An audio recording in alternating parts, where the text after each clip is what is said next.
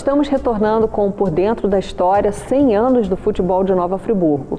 Só para fazer um balanço, né, nós falamos da formação do primeiro clube de Nova Friburgo, o Friburgo Futebol Clube, fundado em 26 de abril de 1914. Depois, em 5 de dezembro de 1915, o Esperança Futebol Clube, uma dissidência do Fluminense, que acabou fundando o Fluminense Futebol Clube em 14 de março de 1921, e uma particularidade, o time Clube Sírio-Libanês em 1925, formado por descendentes de árabes aqui em Nova Friburgo. Eu só queria retomar essa questão que nós discutimos no primeiro bloco. Baquinha, eu gostaria que você desse a sua opinião. A gente tem assim alguns historiadores, inclusive tem uma tese de mestrado no Promemória sobre isso, de que o futebol refletia, os times de futebol refletiam uma divisão de classe social e que havia até um certo racismo também, né, com relação a isso. Eu queria a sua opinião nesse aspecto. Primeiramente, boa noite. É um prazer imenso poder participar junto com vocês aqui dessa memorável sessão. Eu participei mais do Esperança a partir de 1955. E isso nunca, na época nossa, nunca foi, digamos assim, sentido ou ventilado essa forma de coisa. O que o Esperança sempre foi formado pelo pessoal da fábrica de rendas ali, né? Mais do pessoal da fábrica de rendas, do sanatório naval, aqueles marinheiros que vinham para Friburgo para se recuperarem. Alguns da Leopoldina. A Leopoldina em si, né? Pois os meus tios, né, que trabalhavam na Leopoldina, o Argeu, tio Mário, né?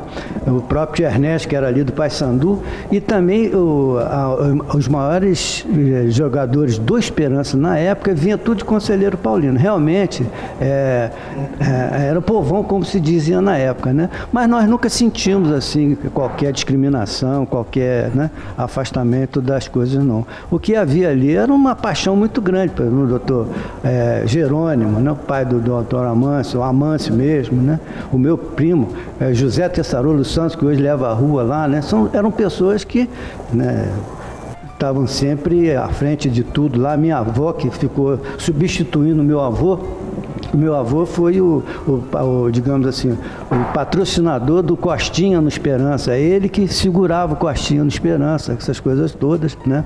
Isso nos foi dito pela família dele, porque lá na nossa família nós desconhecíamos muito dessas coisas, né? Quer dizer, não tem, mas não houve, nunca houve. Não, isso aí uma divisão de classe. Não, é muito difícil. Eu acho que não houve, não. Talvez isso tenha acontecido porque no Rio realmente houve isso. Havia uma liga independente no Rio que os clubes da elite que jogavam futebol. Quem conhece a história do Rio, por exemplo, o Bangu, por exemplo, foi o primeiro clube do Rio a admitir funcionários. Depois de muitos e muitos anos. Mas no Campeonato Carioca não havia participação de negro, principalmente. Quando o Vasco ascendeu à primeira divisão, criaram uma liga só para poder Vasco e os outros times de subúrbio participar. Havia uma liga dos times da elite, que era Flamengo, Fluminense, Botafogo, e os outros que era Vasco e os outros times de pessoas mais simples. No Rio houve essa divisão realmente, tanto que existiam duas ligas ao mesmo tempo. Talvez isso tenha achado e tenha refletido em Friburgo. Aqui em Friburgo nós não tivemos problema de racismo em época nenhuma, entendeu? Nós não tivemos esse tipo de problema. Não houve esse tipo de problema. Esse racismo, não. Tá certo. E Dalto, hoje você como dirigente, né, Nova Friburgo Futebol Clube, antigamente a gente percebe que o futebol vivia muito do mecenato. E nós temos aí vários mecenas do futebol, que é a família Guinle, a família Sertã, a família Spinelli. Estou esquecendo de mais alguém? Era uma elite. Que fez doação, inclusive hoje, onde estão os campos de futebol. Os jogadores não recebiam salário, recebiam o bicho, né? O bicho. E também havia aquela permuta de emprego, né? Quando você queria um jogador de futebol para o seu time, você logo procurava dar um bom emprego a ele. Então, tudo era muito na base assim, da improvisação. Como é que você vê essa questão, essa diferença hoje da administração de um clube e com essa história do futebol, com esse mecenato, essa contribuição, né, que as pessoas da sociedade davam ao futebol da cidade? Dizer de futebol é um negócio muito gratificante, muito especial. espetacular, muitas histórias, muita coisa boa. O esporte era bicho. Eu, certa vez, até contando um fato muito interessante, eu era das pessoas mais novas lá do Friburgo, quando eles construíram a arquibancada. O Dr. Mário Sertão construiu a arquibancada e me venderam um título de sócio proprietário. Luizinho Van Herve foi lá, me vendeu um título proprietário e eu comecei a fazer parte da diretoria, de presidência, presidente de conselho e tal. Um determinado dia, como naquela época a vitória era paga em bicho, né? Então no final do jogo tinha que dar bicho a todos os vencedores. Acontecia que um dia eu procurei o presidente Câmara Barreto. Como ele é falecido, o saudoso Câmara Barreto, mas ele estava muito preocupado, procurava lá por Barreto, cadê o Barreto? Não está.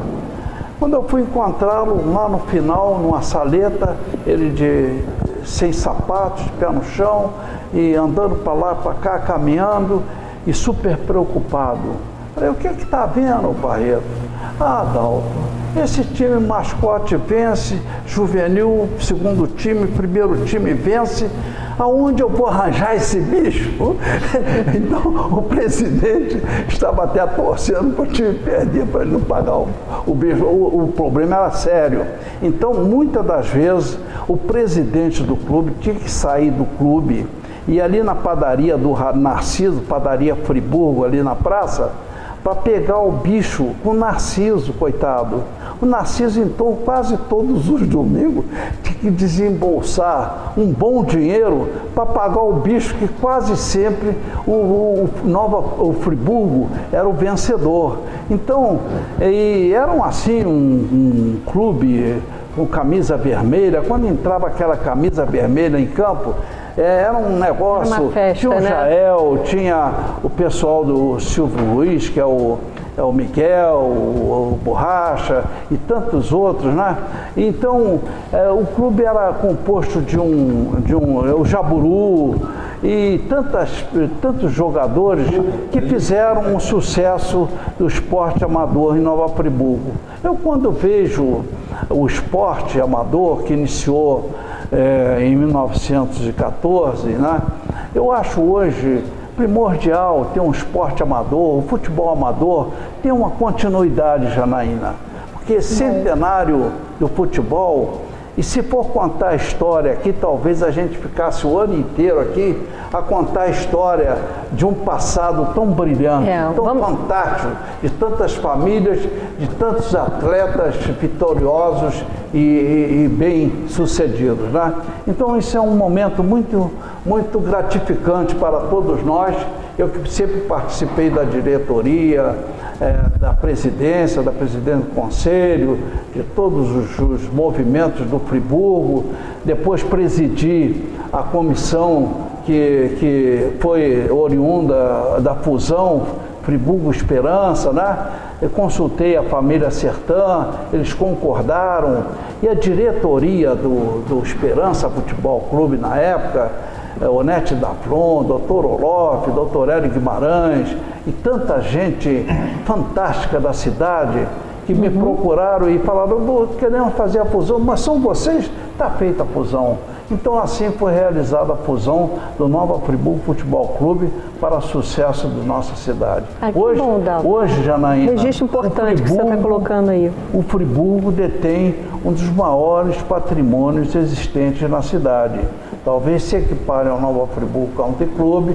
Nós temos aquele campo ali no centro da cidade, temos aproximadamente 50 mil metros em Conselheiro, e um clube que está em dia com todas as suas obrigações. Ô Dalto, pegando um gancho que você falou do esporte amador, queria perguntar ao Jaburu, que foi jogador de futebol. Jaburu, nós temos nomes assim, quer dizer, Juca, todos aqui foram jogadores, né? Juca, o Edinho também que está aí. Eu tenho uns nomes aqui, Negrinhão, Bichinho, Alemão, Chico Pau, Pau de Fumo, Banana, Cabrita, Totó, Futrica. E, bom, a gente tinha esses nomes, eram jogadores originários da cidade, que saíam das fábricas, da comunidade de uma maneira geral. E hoje em dia o futebol, ele é uma contratação que, né, você sai em busca de bons jogadores, você não tem mais esse jogador da cidade, né, no time, no caso o Friburgo Futebol Clube. Eu queria que você falasse um pouquinho dessa diferença de você ter esses nomes que saíam da cidade, das fábricas, das comunidades, dos bairros, e hoje a gente nem sabe quem ao certo, quem não acompanha o futebol, né, não sabe ao certo quem são esses jogadores, essa diferença aí desse profissionalismo do futebol. Eu acho que o mundo é muito dinâmico, vivo e em movimento sempre. A sociedade, então, também é assim.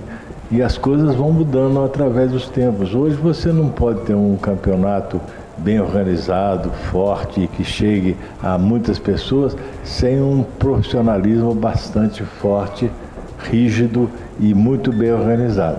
Vamos dar um intervalo e voltamos no terceiro bloco sobre os 100 anos do futebol Nova Friburgo. A chuteira veste o pé descalço, o tapete da realidade.